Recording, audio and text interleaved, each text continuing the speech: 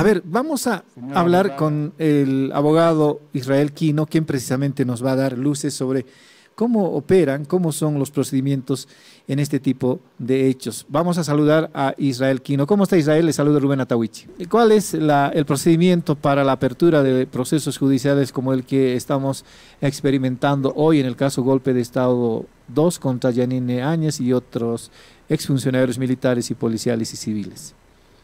Sí, algo importante en este caso, estimado Rubén, tiene que considerarse el hecho de que independientemente de la estrategia jurídica de la defensa, ya han asumido, ¿no?, la realidad procesal del juzgamiento en la vía ordinaria, ¿no? Entonces, por el hecho de haber tomado abruptamente el poder, por haber quebrantado el orden constitucional, por atentar contra la institucionalidad democrática, es que se la está juzgando y la estrategia jurídica está apuntando a la defensa de ese hecho. Es un primer elemento importante. Están reconociendo el juzgamiento en la vía ordinaria, no así en la vía del juicio de responsabilidades. Es un elemento que hay que considerarlo porque de aquí en adelante lo que vaya a ocurrir tras que se inicie formalmente el juicio oral, porque en este momento ni siquiera se ha instalado, ¿no? Entonces, en cuanto derive, ya sea una sentencia absolutoria, ya sea una sentencia condenatoria respecto a los 10 años que pide el Ministerio Público, entonces ya se podrá sentar una línea procesal, precedente jurídico, no podríamos todavía considerarlo como jurisprudencia, pero por lo menos un precedente jurídico procesal del juzgamiento en la vía ordinaria y no así en el juicio de responsabilidades. Segundo elemento, estimado Rubén, en este momento las partes procesales, en particular la defensa, nos recordemos que los sujetos procesales en este caso son el Ministerio Público como parte acusadora, la señora Áñez y su equipo de defensa, ¿no?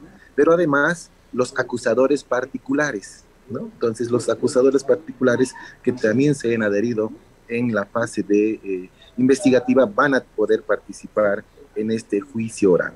Tercer elemento, para que este tribunal pueda señalar formalmente el inicio del juicio oral, que tiene 4 características, Rubén: oral, público, contradictorio, ¿no?, y continuo. ¿Qué significa esta última categoría? Bueno, lo oral lo estamos viendo, están generando la defensa ya no vía expedientes o memoriales escritos de ida y vuelta, sino va a haber una defensa oral al respecto.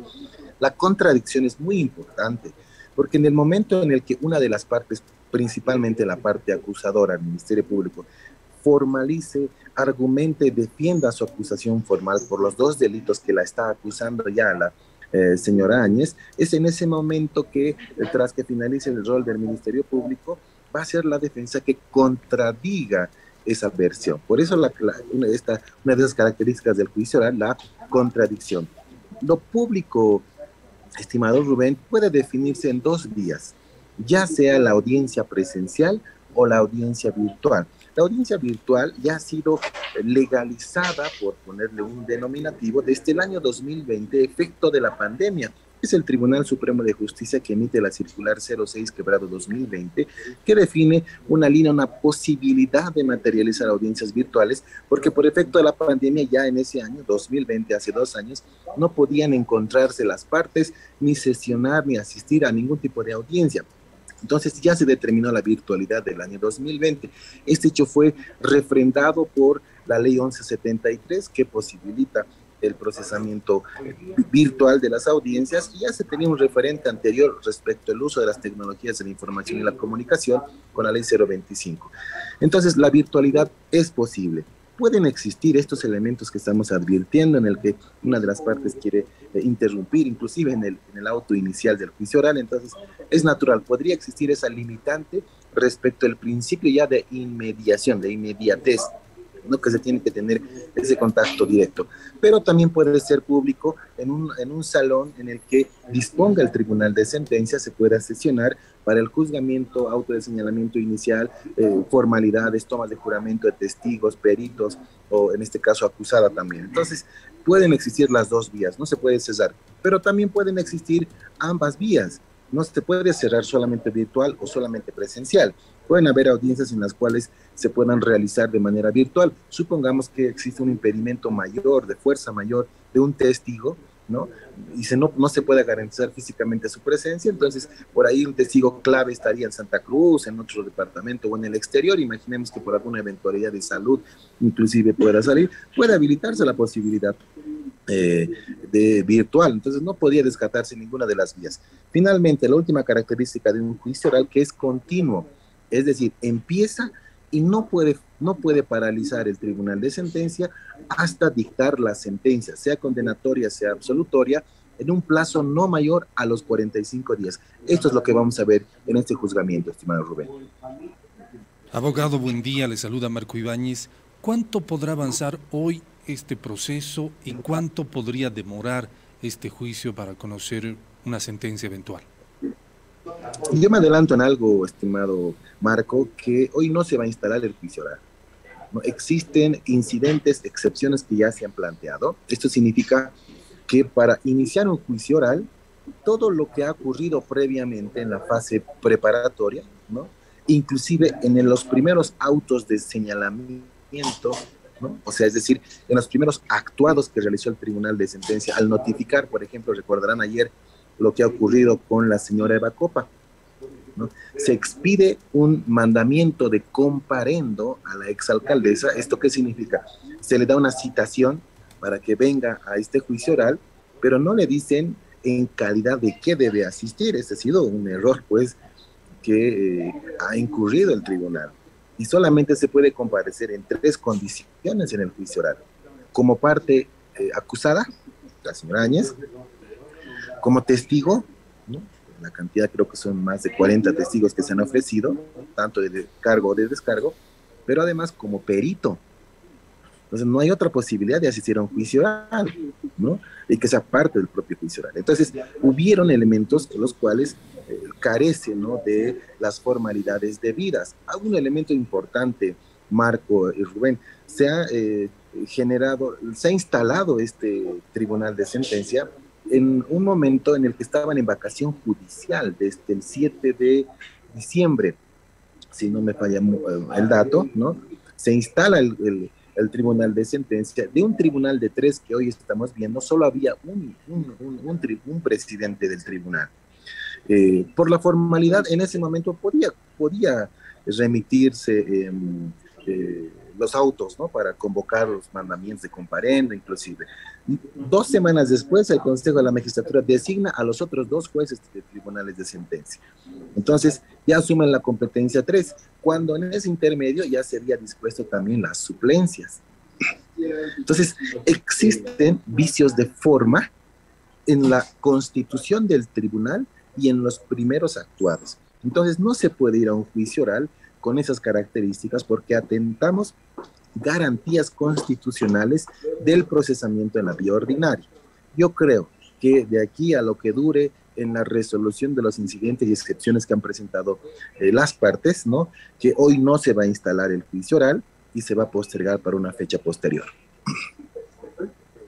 El tribunal consultaba con el Ministerio Público si había incidente alguno o excepciones antes de la apertura del inicio del juicio oral, que lo confirme, y también advertía a las partes en caso de que se hubieran presentado algún incidente cuyo fin es dilatar, serían sujetos de sanción pecuniaria.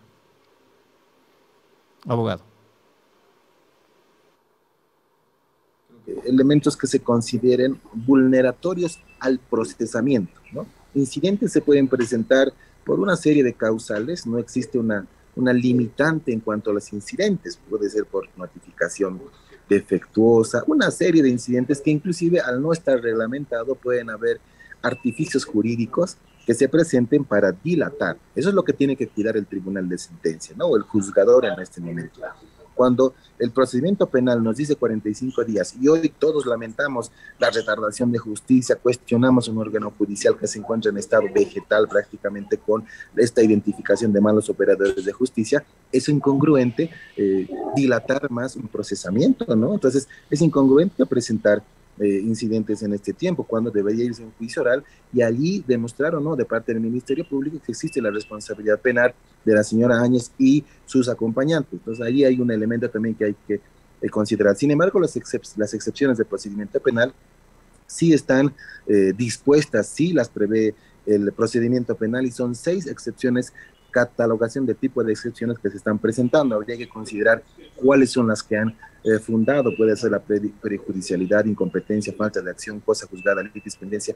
Hay una suerte de excepciones que sí se pueden presentar.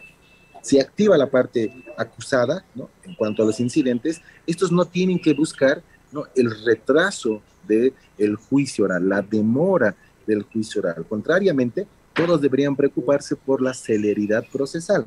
Si la defensa tiene toda la verdad, si la defensa considera que tienen los elementos suficientes para rebatir, para contradecir la versión del Ministerio Público, entonces instalen el juicio y en juicio oral que se demuestre. Y si en 45 días la señora Áñez demuestra que es inocente y rebate los argumentos del Ministerio Público, entonces se va a someter a un procesamiento debido, se va a presumir su inocencia hasta su sentencia ejecutoriada y podrá afirmar una verdad que ella considera que es la pertinente. Si no logran demostrar, no logran rebatir, ¿no?, la versión del Ministerio Público, entonces se irá por la sentencia condenatoria. Y luego, a pesar de la sentencia condenatoria, estimado Rubén, tienen todavía 2 recursos cuales pueden acudir, que es la apelación restringida, eso significa apelar el fallo del Tribunal de Sentencia, que va en apelación hacia los vocales de las salas penales en el Tribunal Departamental de Justicia de La Paz.